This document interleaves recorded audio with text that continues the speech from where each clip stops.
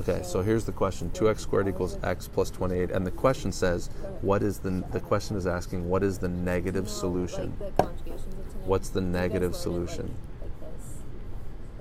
Well, first of all, what do they mean by solution? What do they mean by solution? What Spanish are you in? X equals. It's the solution means the value of x that makes So those are the conjugations. the equation You did this one right. So true. That's what solution means. It means the value that makes the equation true. Is 2 a solution?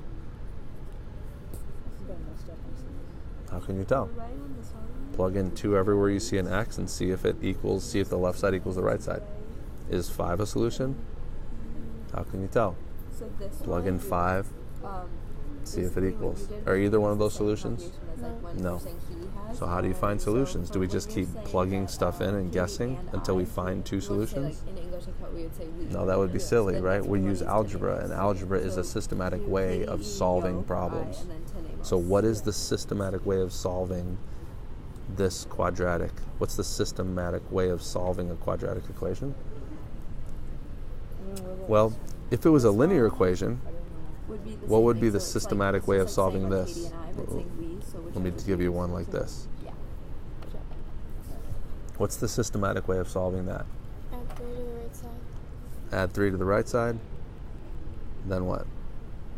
Divide by 2. Divide by 2. Because that does what? That finds the value of x, the value that makes the equation true. Does putting 8 in here make this equation true? Yes, it does. That's the solution, right? How many solutions does this equation have? This is Spain, so you barely. You found 1. Does it have any more? Does that make sense? Yeah. Yeah. So then if you're ever talking about 2 people and you're not included, then It doesn't. you would say they. Okay. How do you know it has no more? Because it's a linear equation. And linear equations, No. So when think you- about what when this Yo is included, think about when what you're this saying is right we, here. then that's when you do this one, 2x like how you minus did 3. here, tenemos. It's a line, But right? if Here's it's your like- slope and here's your y-intercept. So it's a line that goes multiple through people, but it's not you, negative right? It doesn't 3 say yo. on your So y-axis, then and it you has a just slope of use, 2, TNA. something like that. And 13 is this line up here. And where do these 2 lines intersect? At that point. What's that point? 8 comma something. The x value is 8. That's where they intersect. No, it's 8 comma 13. They intersect at 8, 13. How do I know? Because I solved this problem down here. Does it want both, or does it just want that? So let me get back to this problem. I'm teaching you this because I want you to understand conceptually what's happening. This is like SAT, ACT type stuff, is that you have to understand the underlying stuff that's going on. So back to this question. It said, find the negative solution for this equation. Well, what kind of equation is that? Quadratic. It's quadratic. Linear equations, like I just said down here, have how many solutions? 1. Linear equations have 1 solution. How many solutions do quadratics have? 2. They can have 2. Can they have more than 2? No. Nope. Can they have less than 2? No. They can. They can have 1 or they can have 0. For instance, if I said x squared equals negative 5, how many solutions, how many real number solutions does that have? How many things can I plug? It doesn't have any solutions. This is like Right? which part of the Doesn't have chart any you use solutions. for when you have it. Because this equation, again, I'm breaking this up into 2 different When you would use this part. equations. That one is x squared, which is like this, and negative 5 is down here. Are they ever going to intersect? They're never going to intersect. It's a good way to think about these problems. Again, ACT, SAT type mindset is what I'm talking about here. Okay, so back to this question. How do I find the solutions to a quadratic equation? Well, can I isolate the variable like I do with my linear equation? Meaning, can I just move things over? Can I divide by 2 and take the square root? Will that do anything for me? What if I divided by 2? I would get this. Ugh. And then what if I took the square root? Ugh. Does that really help? No, because I still have what on this side? I still have an x. Do I have x by itself? Kind of, but I also have the x over here. So that's not how to do this. how do I solve a quadratic equation? Well, the first thing to do is to set it equal to 0. That's the first thing to do. So I'm going to move everything to the left side. Now, some people will be like, well, why don't you just move the 2x to the right side? Well, what would that make my 2x squared? It would make it negative. Do I want my leading coefficient to be negative? No, it's much harder to deal with it when it's negative, because what do I want to do with this problem?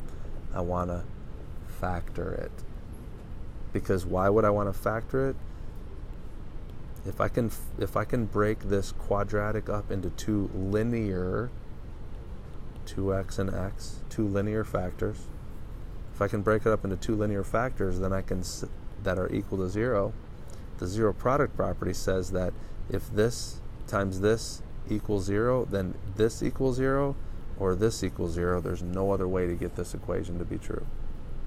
And then I would have two linear equations that I could solve by isolating the variable. So let's do that. Let's factor it. How do I factor it? Well, I'm going to guess and check.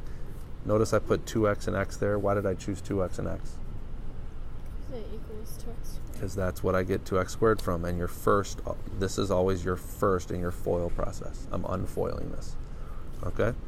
So now this is trickier. What's 28? Negative 28, sorry. How many ways can I factor negative 28? It could be negative 14 and positive 2, or it could be positive 2 and negative 14, or it could be... It's not the same thing. Or it could be what? 4 and negative 7, or negative 4 and positive 7. Well, these are the same thing. You're right, but notice that I'm putting them in different places. I have to put them in different places because the 2 is here and the x is here, and those aren't the same. So I actually have to consider the flip of these two. Every one of these I have to consider the flip of these. So there's a total of, not including negative 28 and positive 1, and positive 28 and negative 1. All of those technically I have to check. So there's 6 times 2 because I can flip them because this 2x and x aren't it. You understand what I'm saying? Yeah. So I got to check all of those. Boy, that sounds like a lot of work. Not really. Do you think it's going to be 28 and 1? Look at this. Does it look like it's going to be 28 and 1? No. What am I trying to get? 1. I'm trying to get negative 1. So it's definitely not going to be these ones. It's not going to be this one either. It's got to be 4 and 7, if anything. Where do I want to put the 4 and where do I want to put the 7? I'll just pick one. How about I put the 4 here? Ooh. I know this can't be 4. Because if it was, what would have factored out of this? What factors out of 2x plus 4? A 2 factors out. But did a 2 factor out up here? No, so I know it's not going to be 4 here. That kind of makes my job a little bit easier. I know the 4 has to be here. I just don't know if it's positive or negative. Right. And I know the 7 is here. I just don't know if it's positive or negative. Let's just guess. We guess. We put the negative in front of the 4. Does that check out?